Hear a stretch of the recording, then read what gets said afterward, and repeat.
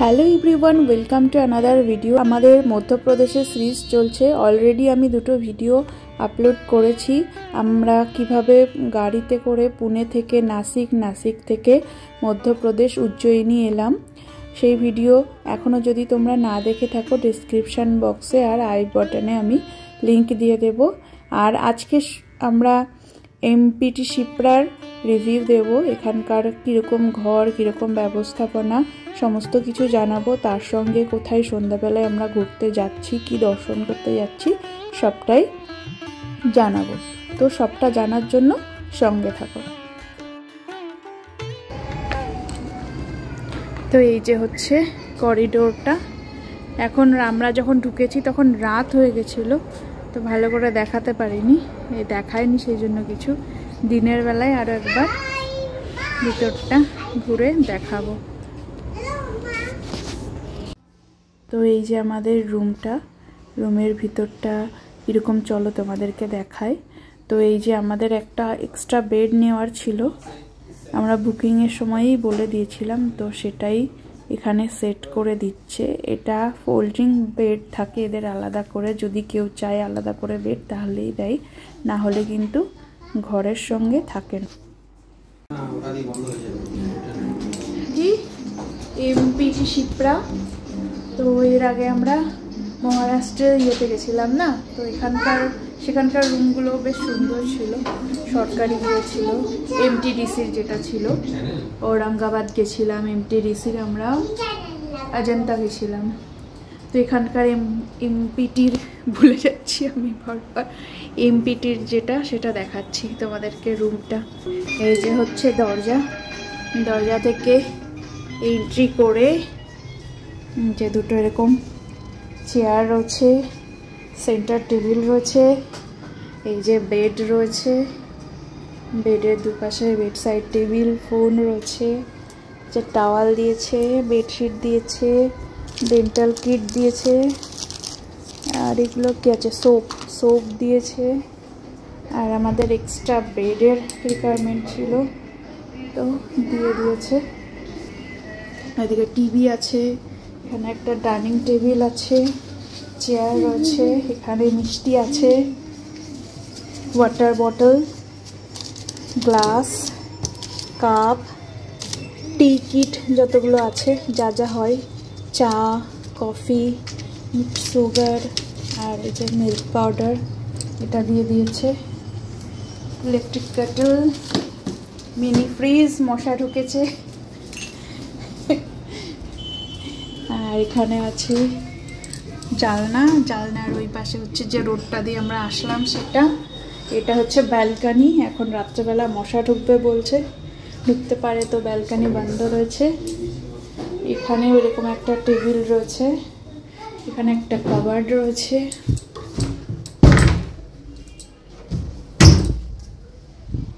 যে কাবার্ড রয়েছে,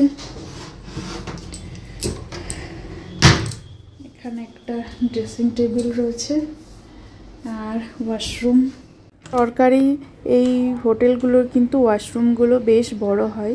আমরা আগেও দেখেছিলাম মহারাষ্ট্রের যে ঔরঙ্গাবাদের এমটিডিসির হোটেলটা ছিল সেখানে। আর এই দেখো সব কিছুই আছে, গিজার, আর এই জায়গাটা বেশ বড়। তাছাড়াও এখানটায় সমস্ত shaving kit, shampoo, body lotion সমস্ত কিছু দিয়ে দিয়েছে। সুন্দর ব্যবস্থাপনা, আর বাথরুমটাও কিন্তু বেশ পরিষ্কার পরিচ্ছন্ন আছে। তো ফ্রেশ হয়ে আমরা বেরিয়ে পড়েছি, যাচ্ছি মন্দিরের দিকে। একটাই প্রবলেম কি, এটা একদম মন্দিরের কাছে নয়। এমপিটি শিপ্রা থেকে প্রায় কিলোমিটার 2-2.5, কিন্তু এরকম টোটো করে যেতে হবে, গিয়ে তারপরে মন্দিরটা। তো এখন আমরা মন্দিরের দিকে যাচ্ছি। Ujjayini rail station.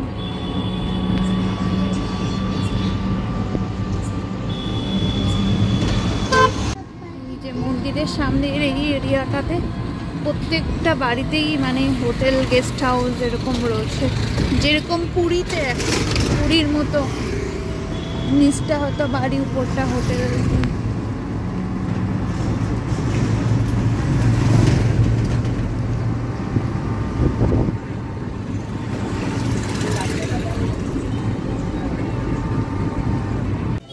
তো এই যে আমরা প্রথমে মা হরসিদ্ধির মন্দিরে চলে এসেছি। এই যে একদম মহেশ্বরের মন্দিরের পাশেই কিন্তু এই হরসিদ্ধি মায়ের মন্দির। এটা হচ্ছে 51 সতীপীঠের একটা সতীপীঠ।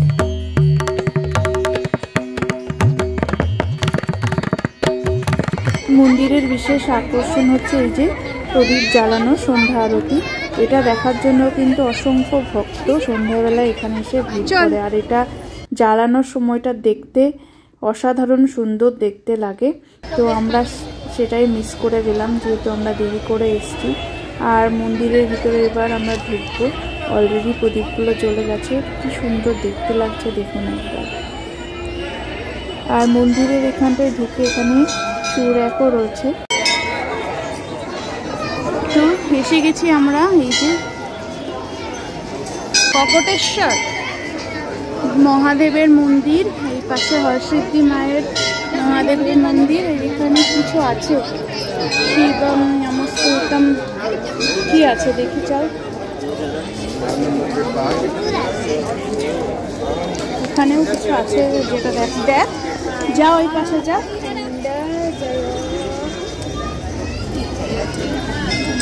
আচ্ছা এখানেও মন্দির রয়েছে, মহামায়া।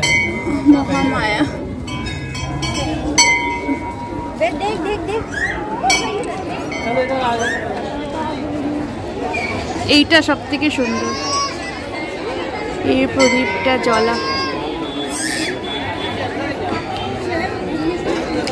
এখানে প্রচুর ভক্তবৃন্দ রয়েছেন যারা এই সন্ধ্যা আরতি দেখে মায়ের দর্শন করছেন। তো ভিতরে ফোন অ্যালাউ ছিল না, ভিতরের ছবি আমরা তুলতে পারিনি। মন্দির থেকে আমরা বেরিয়ে পড়েছি, এবার যাচ্ছি সামনের দিকে। কালকে আমাদের পুজো দেওয়ার প্ল্যান, কীভাবে কি করব না করব। আর এই মন্দির চত্বরে এই জায়গাটা কিন্তু প্রচণ্ড ভিড়, একদম জমজমাট, প্রচুর দোকানপাট রয়েছে। আর এখান থেকে মহেশ্বরের মন্দির কিন্তু একদম ওয়াকিং ডিস্টেন্সে। তো আমরা সেদিকেই যাচ্ছি।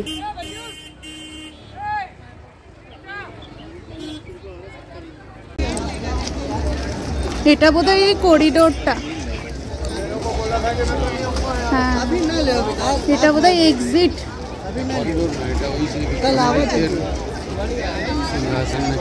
আচ্ছা আচ্ছা, বিক্রমাদিত্য সিংহাসন দেখতে হবে। আগে গিয়ে জিজ্ঞেস করে আসি কালকে পুজো দেওয়ার কি। এই যে আমরা মন্দিরের পাশে চলে এসেছি, আর রাত্রেবেলা লাইট জ্বলছে, কি সুন্দর লাগছে চারিদিকটা। রাত্রেবেলা সৌন্দর্যটাই অন্যরকম। এই যে মন্দিরের সামনে 4 নম্বর গেটের সামনে দাঁড়িয়ে আছি। তো আমরা কালকে জলাভিষেকের জন্য জিজ্ঞেস করলাম, বলছে এখন জলাভিষেক বন্ধ আছে।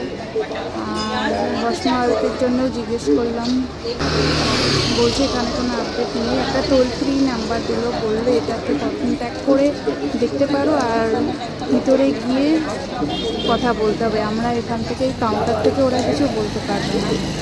তো দেখা যাক কী হয়, ভিতরে গিয়ে কন্ট্যাক্ট করে যদি কিছু হয়। ইচ্ছা আছে জল অভিষেক করা আর ভস্ম আরতি দেখার, লাভও ডিপেন্ড করে।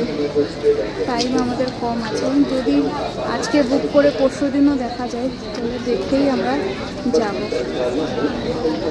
দেখা যাক ভগবান মহাদেব কি চায়।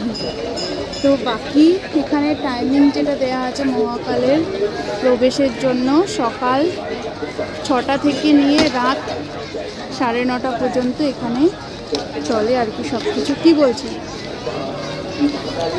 ভস্ম আরতির কি বলছে? ওই এসে জিজ্ঞাসা করছিল, বলছে আর কালকে তো হবেই। আমরা কাল পরশুদিন সকালে তো দেখতে পাই। আজকে রাত্রে তোমাকে কালকে টিকিট নিতে হবে, দুপুরবেলায় কম ভোরে জমা দিতে হবে। তারপরে ওটা কাল রাত্রে থেকে ওর সারা রাত জাগতে হবে তোমাকে, ঠিক আছে? লাইনে দাঁড়িয়ে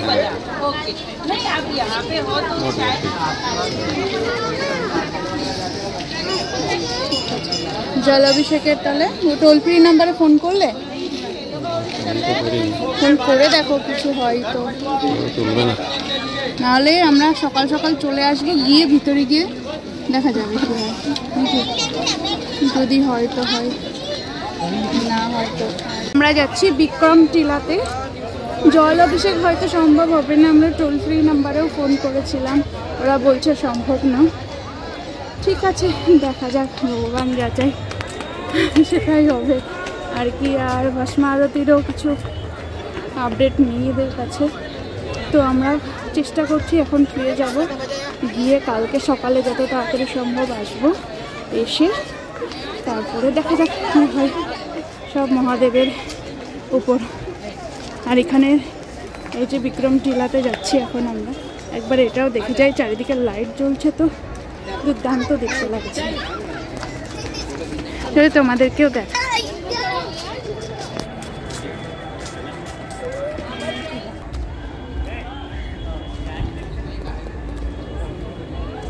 মহাকাল ভৈরব, এটা কি? মহাকাল ভৈরবের সামনে এটা শিয়াল, কুকুর।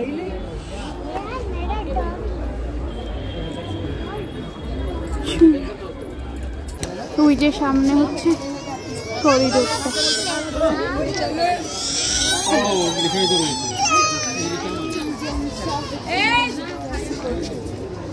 বেতাল ভট্ট, ওটা অমর সিং, শঙ্কু, তারপরে এটা হচ্ছে কি ধন্বন্তরী, কালিদাস।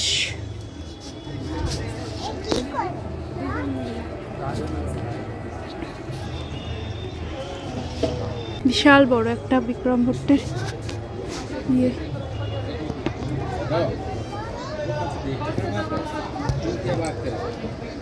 বিক্রমাদিত্য স্টোরি আছে কত না বিক্রমাদিত্যের। এটা সভাকবি ছিল তো কালিদাস। এইগুলো হচ্ছে কে বলতো? বিক্রমাদিত্যের, রাজা বিক্রমাদিত্যের সভায় এনার ইয়ে ছিল। কজন? 7 জন না 9 জন ছিল? 9 জন। 9 রত্ন, নবরত্ন।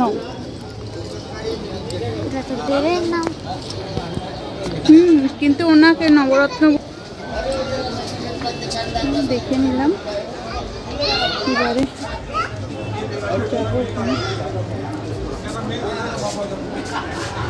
এখানেও একটা ছবি রয়েছে,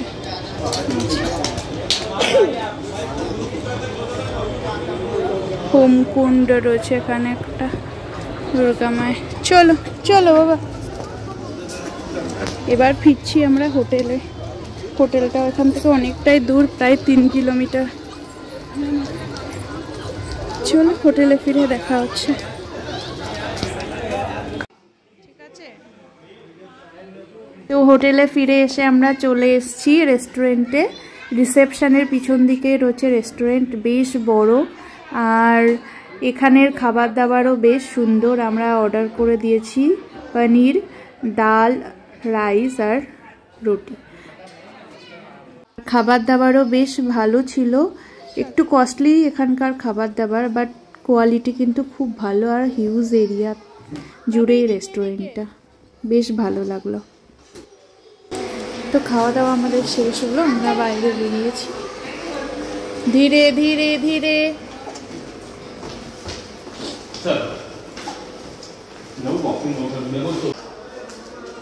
দেখ এটা কি সুন্দর, কাটলারি সেটগুলোকে কি সুন্দর করে সাজানো রয়েছে।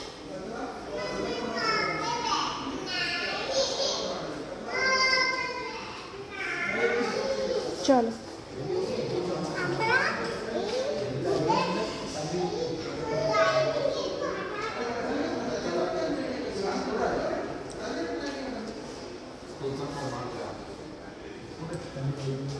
রিসেপশনটাও কিন্তু খুব সুন্দর করে সাজানো।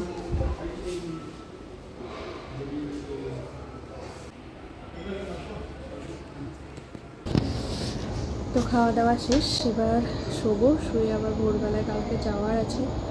তো আজকের ভিডিওটা এখানেই শেষ করছি, দেখা হচ্ছে পরের ভিডিওতে। ততক্ষণের জন্য টাটা, সবাই ভালো থাকবেন, সুস্থ থাকবেন, আর প্রচণ্ড মনে সাথে থাকবেন। প্রচণ্ড টায়ার্ড হয়ে গেছি, চোখ খুলতে পারছি না, ঘুম পেয়ে যাচ্ছি।